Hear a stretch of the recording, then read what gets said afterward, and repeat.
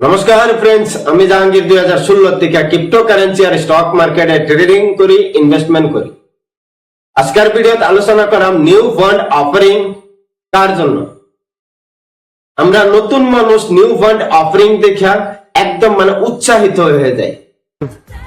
25 दिन में पैसा डबल 25 दिन में কারণ একটা ওই এনএবি নিউ ফান্ড অফারিং করলে যে কোনো মিউচুয়াল ফান্ডে এনএবি রাখে 10 টাকা, যেটা নাকি আমরা নাকি বলতাম পারি যে মিউচুয়াল ফান্ডের প্রাইস। এনএবি মানে নেট অ্যাসেট ভ্যালু, এক মতন প্রাইসের মতন, ঠিক আছে। এই 10 টাকা প্রাইস দেখে আমরা উৎসাহিত হয়ে যাই। কারণ ধরে নেন এবিসি একটা কোম্পানি স্মল ক্যাপের একটা ফান্ড লঞ্চ করছে, এবিসি স্মল ক্যাপ ফান্ড। আরেক দিকে আছে Kotak small cap fund.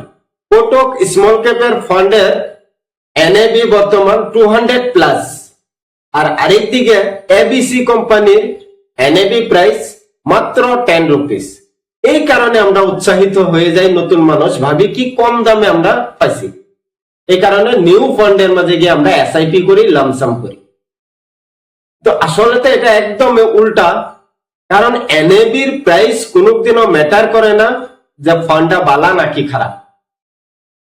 Kotak small cap fund অনেক বছর আগে মার্কেটে এসেছে, আর অনেক বছর ধরে ফান্ডে মার্কেটও কাজ করতেছে, ইনভেস্ট করতেছে। তার প্রাইসটা এক সময় 10 টাকা ছিল, সেই জায়গাতে উইটা আজকের দিনও 200 প্লাস হয়েছে। কিন্তু আরেক দিকে এবিসি কোম্পানির ফান্ড বর্তমান মার্কেটে আসছে নতুন। এই কোম্পানির প্রাইসটা এনএবিটা 10 টাকা হওয়ার কারণ এই ফান্ড নতুন আসছে মার্কেটে, বর্তমান থেকে ইনভেস্ট করবে মার্কেটে। ভবিষ্যতে এই ফান্ডের প্রাইসও 200 প্লাস হবে, এনএবিটা 200 প্লাস হবে। কিন্তু সেই সময় কোটকের প্রাইসও তো আরো অনেক উপরে যাবে। তো এটা বিলকুল ইম্পর্টেন্ট রাখে না যে কোন ফান্ডের কত এনএবি, ঠিক আছে।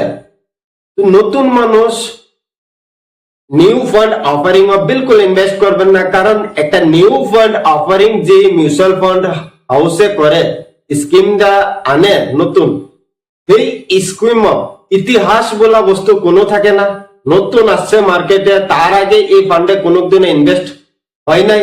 তো আমরা পুরানা ডাটা অ্যানালাইসিস করবার কোনো তথ্য পাই না, ঠিক আছে। আর যে ফান্ডটা নতুন আসছে মার্কেটে, এই ফান্ড যে ফান্ড ম্যানেজারটা, তার রেকর্ড অনেক কিছু আমরা ডাটা পাই না, কারণ নতুন আসছে মার্কেটে এই ফান্ডটা। আর আরেক দিকে যদি আমরা দেখি পুরানা ফান্ড, যেটা নাকি কোটক স্মল ক্যাপ ফান্ড, এরকম আরো অনেক ফান্ড আছে মার্কেটে স্মল ক্যাপের।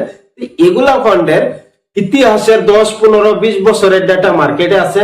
আমরা দেখে একটা অনুভব করতাম পারি যে এই ফান্ডের রিটার্ন এত বছরে এতটুক দিছে, তো ভালোই আছে বা খারাপ আছে।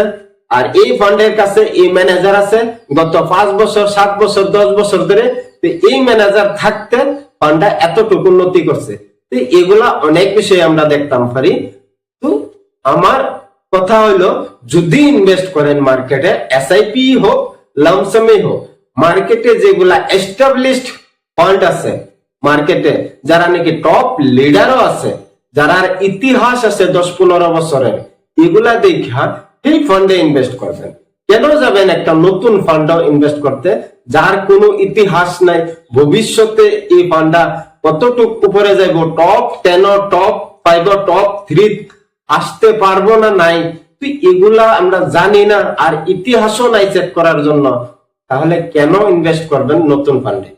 পুরানা অলরেডি ফান্ড যেটি আছে, কাবিলিয়ত ফান্ড আছে যেটি, যার মাঝে কাবিল আছে 10 টাকা থেকে আজকের দিন 200 প্লাস এনএবি হয়েছে, এই ফান্ডটি ভবিষ্যতে 500 প্লাস হইতো না? আরামসে হইব, 500 প্লাস হইব, 800 প্লাস হইব, 1000 প্লাস হবে। এই ফান্ডের মধ্যে করেন। যদি একটা সময় পরে দেখেন যে ফান্ডটা নিউ অফারিং করছিল, এই ফান্ডটা ভালো হিসাবে চলতেছে, 2, 4, 6 মাস, বছর দিন গেছে, তারপরে যদি দেখেন না ফান্ডটা ভালো হিসাবে চলছে, তারপরে ইনভেস্ট করেন, কোনো আপত্তি নাই। আর এই সময়ে বিলকুল করবেন না, যে সময়ে কোনো ইতিহাস নাই এই ফান্ডের, নতুন একবারে ফ্রেশ মার্কেট থেকে পয়সা উড়াইতেছে। তো আশা করি এতটুকুই বলার ছিল। আর ভাল লাগছে, যদি ভাল লাগছে বাকি বা শিখছেন, তাহলে চ্যানেলটাকে সাবস্ক্রাইব করবেন। ভবিষ্যতে এরকম আরো নতুন ভিডিও দেখার জন্য ধন্যবাদ।